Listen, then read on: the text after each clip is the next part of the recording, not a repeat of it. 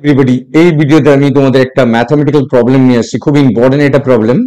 যে প্রবলেমটা আমার মনে হয়েছে তোমাদের ফিনান্সিয়াল ম্যানেজমেন্টের কোশ্চেন ব্যাপারে এই ধরনের একটা কোশ্চেন থাকতে পারে। দেখো আমি স্টেপ বাই স্টেপ কিভাবে এটা সলভ করছি।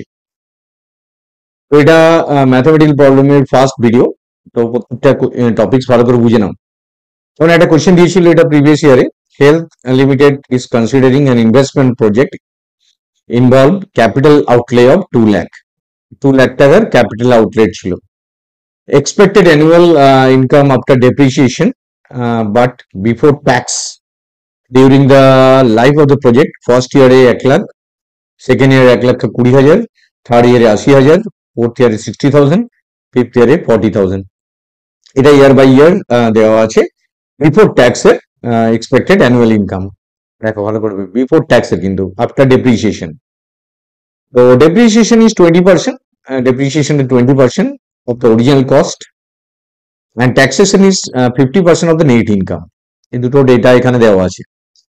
Evaluate the project according to the following methods: ARR, average rate of return বার করতে বলেছে, net present value বার করতে বলেছে, আর প্রফিটেবিলিটি ইন্ডেক্স বার করতে বলেছে। তো এই তিনটে জিনিস কিন্তু এখানে বার করতে বলেছে অঙ্কটার মধ্যে। তাহলে অঙ্কটা স্টেপ বাই স্টেপ আসে যায় কিভাবে সলভ হচ্ছে। দেখো দেখো আগে ডেটাগুলো লিখে নাও, কি কি ডেটা আছে। হেলথ লিমিটেড কোম্পানি, এটার নামটা। এখানে initial capacity investment equal to 2 lakh দেওয়া আছে। 2 লাখ ইনিশিয়াল ইনভেস্টমেন্ট লিখে নিলাম। নেক্সট কি আছে দেখো, পরপর ওয়ান বাই ওয়ান আগে লিখে নেবে। লাইফ সাইকেল হচ্ছে 5 ইয়ার্স, কারণ কি আমাদের ডেটাগুলো দেখো 5 ইয়ার্স দেওয়া ছিল, তো লাইফ সাইকেল 5 ইয়ার্স আছে এখানে। তো নেক্সট ডিপ্রিসিয়েশন রেট হচ্ছে 20% of the original cost. Taxation rate হচ্ছে 50% of the net income, 50% of the net income. And expected annual income after depreciation, but before tax, after depreciation before tax, PBT.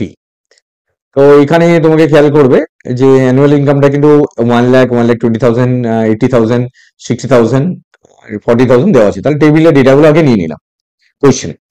এবার স্টেপগুলো দেখো, স্টেপগুলো লেখার দরকার, just normally calculate করবে। Calculate annual depreciation. Annual depreciation কি করে ক্যালকুলেট করবে? তো 20% অফ অরিজিনাল কস্ট। অরিজিনাল কস্টে 2 লাখ আছে, তার 20% মিন হচ্ছে 40,000 অ্যানুয়াল ডেপ্রিসিয়েশন। তাহলে প্রত্যেকটা ইয়ারে 20,000 করে ডেপ্রিসিয়েট হচ্ছে অ্যানুয়ালটা। তাহলে এটা ফর্মুলাটা কি? Original cost into depreciation rate. তাহলে original cost into depreciation, original cost 2 lakh, depreciation 20%, তাহলে অরিজিনালি অ্যানুয়াল ডেপ্রিসিয়েশন হচ্ছে 40,000 টাকা। তাহলে ডেপ্রিসিয়েশন ক্যালকুলেশন ফর্মুলাটা পেয়ে গেলে তোমরা।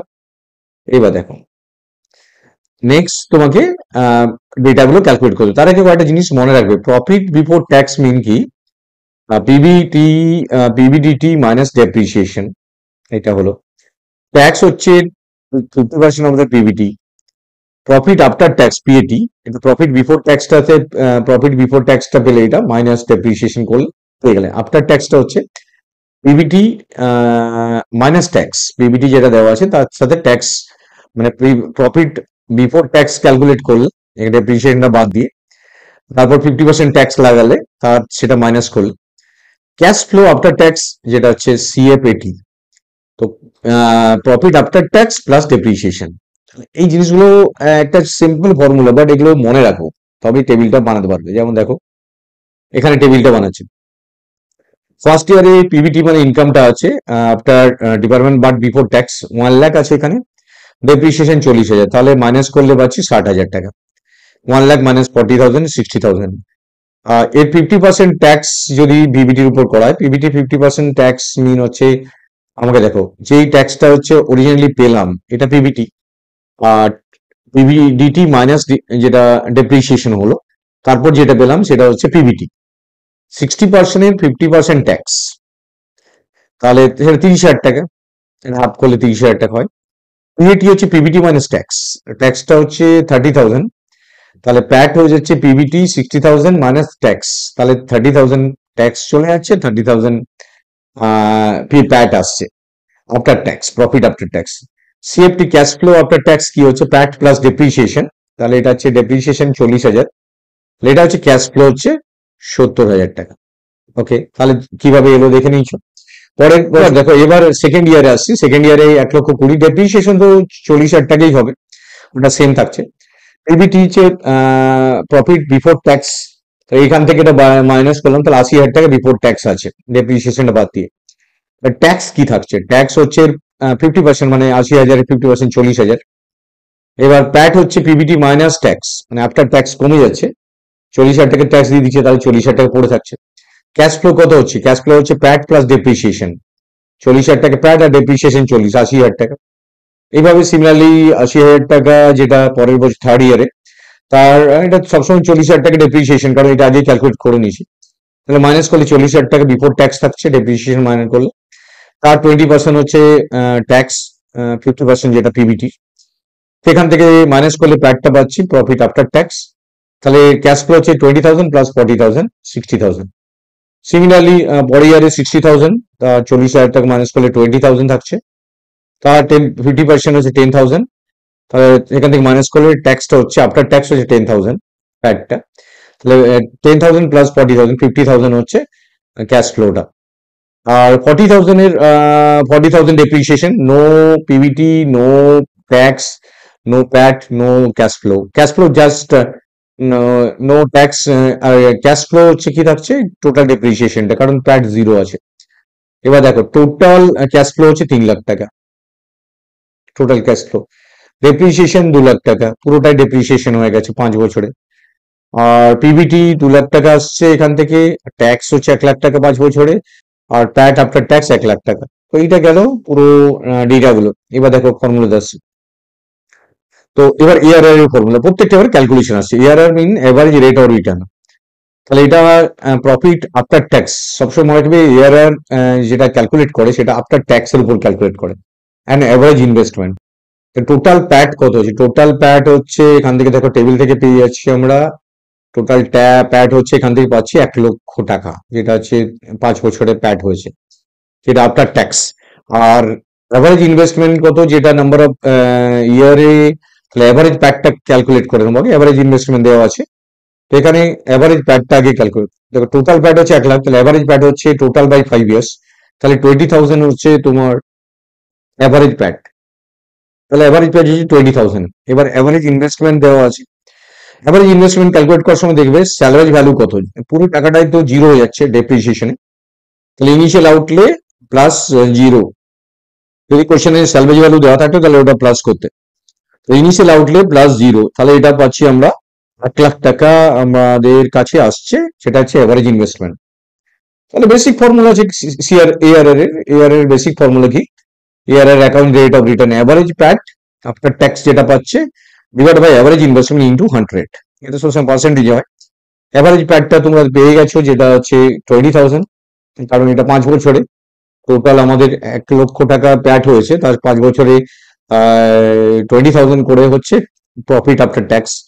অ্যাভারেজ ইনভেস্টমেন্ট দেখতে পাচ্ছ তোমরা, যেটা salary value plus initial outlay করে 1 লাখ টাকা পেয়েছি, সো সেখান থেকে ডিভাইড ইন্টু 10 করলেই, ইন্টু 100 করলে আমরা পেয়ে যাচ্ছি 20%। তো average rate of return is 20%, that is the right answer, 20%।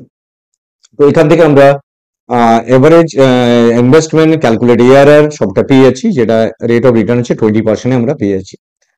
তো তাহলে এআরআর ক্যালকুলেশন খুব সিম্পল ফর্মুলা, এই ফর্মুলা মাথায় রাখো, তাহলে অঙ্কটা পাবে। এনপিভিতে আসছি, এনপিভি ডেটাটা দেখো কি আছে, রেটটা। তো এখানে দেখো এনপিভি যে রেটটা দেওয়া নেই, তো রেট দেওয়া না থাকলে অঙ্কটা সলিউশন করা যাবে, কিন্তু তোমরা একটা ডেটা ধরে করে নিও। যেমন এখানে এখানে যেটা করে দেওয়া আছে 10% রেটে করে দেওয়া আছে, দেখো এনপিভিটা যখন ক্যালকুলেট করেছি, তো এটা যেহেতু দেওয়া নেই, ডিসকাউন্ট রেটটা মাস দেওয়া থাকবে, বাট এখানে দেওয়া নেই, আমি 10% ধরে করেছি। নর্মালি তোমাদের কিন্তু করে আসতে হবে, ছেড়ে দিলে হবে না যে ভুল ডেটা দেয়নি বলে করবো না, নাম্বার পেয়ে যাবো, এরকম নয়। এনপিভি নেট প্রেজেন্ট ভ্যালু হচ্ছে present value of cash inflow, কত টাকা ইনফ্লো হয়েছে মাইনাস ইনিশিয়াল আউটলে, এটা তো basic formula, inflow minus outflow, এটা একদম বেসিক ডেফিনেশন এনপিভি পেয়ে যাচ্ছে। এবার 10% প্রত্যেকটা ইয়ারে ক্যালকুলেট করতে হবে, কার ক্যালকুলেট করতে হবে, যেটা হচ্ছে ক্যাশ ফ্লো হচ্ছে তার উপর, এটা মাথায় রাখবে, যে ক্যাশ ফ্লো হচ্ছে সেটা। তো এখানে কিন্তু অনেকে ভুল হতে পারে, সেই জন্য ক্যাশ ফ্লোটাকে বের করে নিয়ে তারপর, যেমন ধরো টেবিল, আমরা 2 নম্বর টেবিলটা যদি দেখো, তাহলে দেখো ক্যাশ ফ্লো 2 নম্বর এখানে পেজে না, 3 নম্বর পেজে দেখো টেবিলটা যদি দেখো, ক্যাশ ফ্লো 4 নম্বর টেবিলে 4 নম্বর পেজে যদি ক্যাশ ফ্লো টেবিলটা দেখো, 70,000 ক্যাশ ফ্লো হয়েছে, তারপর 80,000, এই ক্যাশ ফ্লোর উপর যা কিছু হবে। তো এটা মাথায় রাখবে যে আমার কিন্তু ক্যালকুলেশনটা ক্যাশ ফ্লোর উপর হবে। তাহলে এখানে তোমার 70,000 টাকা ক্যাশ ফ্লো হয়েছিল ফার্স্ট ইয়ারে, তার 10%, মানে হচ্ছে 70,000 1 প্লাস আর ফার্স্ট ইয়ার যেহেতু, আর হচ্ছে 10%, 10% মানে 10/100 ক্যালকুলেট করলাম, মানে এখানে 0.1 হলো। তাহলে এটা হচ্ছে 1 প্লাস 0.1 তার হোল টু দি পাওয়ার 1, তার মানে হচ্ছে 70,000 ডিভাইড বাই 1.1। এটা ক্যালকুলেট করলে তুমি ইজিলি পুরো ডেটাটা পেয়ে যাবে, যেটা এখানে আছে সেটা 63 এটা পেয়ে যাবে। তো ওরা 10% এখানে জাস্ট 1 প্লাস 1 করে এটা পেয়েছে, তোমরা এটা ক্যালকুলেট না করে ডাইরেক্টলি ফর্মুলাতে বসিয়ে দেবে, এটা পেয়ে যাবে। সিমিলারলি পরেরটাতে 2 বছর আছে, তাহলে 80,000 প্লাস 1 প্লাস 1.1, 1.1 হোল স্কোয়ার করে দেবে, সেকেন্ড ইয়ারটা পেয়ে যাবে। তুমি ডাইরেক্টলি এত পরিশ্রম করা দরকার নেই, পিভি বার করে তারপর বের করে, এটা ক্যালকুলেট করা দরকারই নেই। 60,000 উপর আবার করে যখন এটা থার্ড ইয়ার, তাহলে 60,000 1 প্লাস 0.1 হোল কিউব, এইভাবে প্রত্যেকটা ক্যালকুলেট করে নিয়ে প্রেজেন্ট ভ্যালু অফ ক্যাশ ফ্লোটা পেয়ে যাচ্ছ। তাহলে total PV of the cash flow হচ্ছে 2,33,760 টাকা। আর ইনভেস্টমেন্ট কত ছিল? 2 লাখ টাকা ছিল। তো এইটা একদম ডেফিনিশন পেয়ে গেছি। ক্যাশ ফ্লো যেটা হচ্ছে এখানে এসছে, ইনফ্লোজ যেটা হয়েছে 2,33,000, এটা মাইনাস 2 লক্ষ, তাহলে এটা হচ্ছে এনপিভি। এনপিভিটা গ্রেটার দেন 0 এসছে, তো এটা পজিটিভ এসছে, তো প্রজেক্টটা অ্যাকসেপ্টেবল। মনে রাখবে এনপিভি সবসময় প্রজেক্ট অ্যাকসেপ্ট বা রিজেক্টের ডিসিশন নাই, যেহেতু গ্রেটার দেন 0 এসছে, অ্যাকসেপ্টেবল। এবার আসছি নেক্সটটাই দেখো। নেক্সট হচ্ছে প্রফিটেবিলিটি ইন্ডেক্স। তো প্রত্যেকটা যা যা দিয়েছে, তিনটে এই কোশ্চেনের উপর দিয়েছে, প্রত্যেকটা টপিক্স কিন্তু এই কোশ্চেনটা ডেটাটা নিয়ে নাও। এই ধরনের কোশ্চেন আসতে পারে, কারণ বেসিক কোশ্চেন আসবে, তোমাদের খুব কমপ্লিকেটেড কোশ্চেন আসার চান্স কম। তো আমি সেই বেসিক প্রবলেমগুলোকে নিয়ে এসেছি, যেগুলো হয়তো এক্সাক্ট এসে যেতে পারে পরীক্ষার হলে, অথবা ডেটাগুলো শুধু চেঞ্জ করতে পারে। পিআই প্রফিটেবিলিটি ইন্ডেক্সের ডেফিনেশন কি আছে? Profitability index equal to present value of the cash inflow divide by initial outlay. Cash inflow দেখলাম 2,33,760 হয়েছে, আর ইনিশিয়াল আউটলে 2 লক্ষ টাকা আছে। এটা basic formula. Total cash flow হচ্ছে 5 বছরে এইটা, আর এটা ইনফ্লো হচ্ছে, আর এটা আউটফ্লো, এটা 1.1688।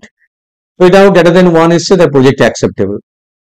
তো এইভাবে আমরা প্রত্যেকটা জিনিস আমি ক্যালকুলেট করলাম। দেখো প্রথমে কিন্তু এই যে টেবিলটা ক্যালকুলেট করা, এটাই মেন এখানটাতে, কারণ তোমাদের যে ডেটাটা দিয়েছে তাতে হচ্ছে পিবিটি, যে original depreciation 20% of original cost দিয়েছে, আর ট্যাক্সেশন আফটার 50% নিয়ে নিলাম। তো এখান থেকে ক্যাশ ফ্লো গুলো বার করে তারপর বাকি ক্যালকুলেশন গুলো যা হওয়ার হচ্ছে। তো প্রত্যেকটা অঙ্ক খুব সিম্পল ওয়েতে করা হচ্ছে, তোমরা দেখে নাও, এবং এই অঙ্কটা ডেফিনেটলি একবার প্র্যাকটিস করে যাও পরীক্ষা হলে যাওয়ার আগে। So thank you very much for watching this video. Share and subscribe it. Thank you.